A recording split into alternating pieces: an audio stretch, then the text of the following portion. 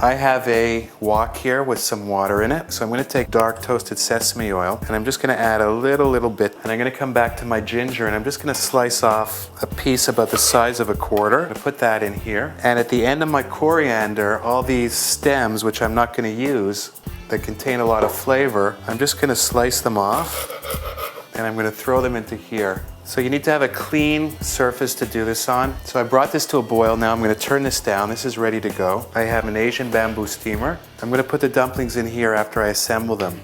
And I wanna make sure that they don't stick to this because I'm gonna wanna lift them out of here. So I'm just gonna take a little cooking spray and I'm just gonna spray the bottom of this pan. Take about a tablespoon of the mix. I'm gonna put it in the center of the dumpling. I'm just gonna pull it together. There's no right way of doing this. I'm just gonna push the dough around it. I've got these black and white sesame seeds, which I showed you earlier. And just to finish this dumpling off, I'm just gonna turn it upside down and go boom. And that's gonna cover the top. I'm gonna do that about a dozen times. So there you go.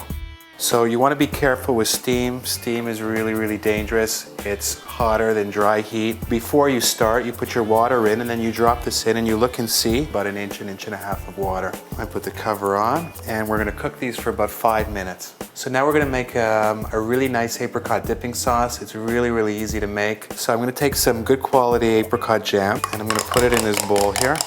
So I want to contrast that with something that's going to cut right through it. So I'm going to take a lime, I'm going to put a fork in there and I'm just going to twist it. There aren't any seeds in limes, so I can just squeeze it in. I'm going to stir this around. Make sure that it's still not too sweet and the balance is entirely up to you.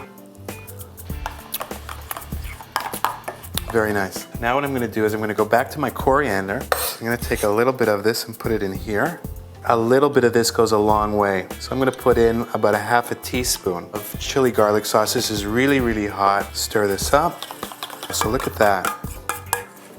What you don't wanna do is open up the cover like this because you will burn your face. So the trick is you lift the cover off away from you, let the steam escape, and you're safe. I'm just gonna touch them very quickly. They're firm.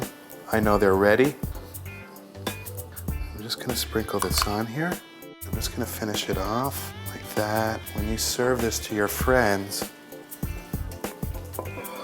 they will want to eat these. There you go. Steamed shrimp mango dumplings.